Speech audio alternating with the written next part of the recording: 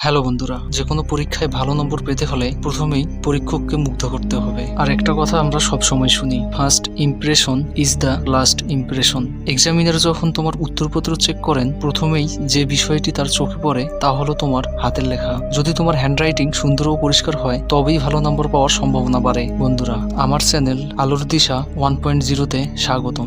আজ আমি তোমাদের জন্য নিয়ে এসেছি এমন কিছু হ্যান্ডরাইটিং ইমপ্রুভমেন্ট টিপস, যেগুলো মেনে চললে তোমার হাতের লেখা খুব সুন্দর হয়ে যাবে। তাই সময় নষ্ট না করে চলো শুরু করা যাক। টিপস 1, হালকা ও পাতলা কলম ব্যবহার করো। বন্ধুরা, যদি তোমরা ভারী কলম ব্যবহার করো তাহলে লিখতে দেরি হয় এবং হাতের লেখা কেমন যেন খারাপ দেখাতে শুরু করে। ভারী কলম হাতকে দ্রুত ক্লান্ত করে এবং লেখার গতি ধীর হয়, ফলে লেখাও অস্পষ্ট হয়ে যায়। তাই তোমাদের করতে হবে একটাই কাজ, একটি হালকা ও আরামদায়ক কলম ব্যবহার করবে। টিপস 2, প্রতিদিন লেখার অভ্যাস করো। যদি প্রতিদিন লেখার অভ্যাস করো তাহলে লেখার উপর তোমার নিয়ন্ত্রণ বাড়বে, গ্রিপ ভালো হবে এবং হাতের লেখা স্বাভাবিকভাবেই সুন্দর হতে থাকবে। কারণ যত বেশি লিখবে তত বেশি উন্নতি হবে। টিপস 3, শব্দের মাঝে যথেষ্ট স্পেস দাও। বন্ধুরা, লেখার সময় সবসময় শব্দগুলোর মাঝে সুন্দরভাবে স্পেস দেবে। এতে লেখাটা পরিষ্কার দেখাবে এবং পড়তে ভালো লাগবে। শব্দগুলো জটলা হয়ে গেলে পুরো লেখাই নোংরা দেখায়। আর হ্যাঁ, যদি এখনো আমাদের চ্যানেল সাবস্ক্রাইব না করে থাকো তাহলে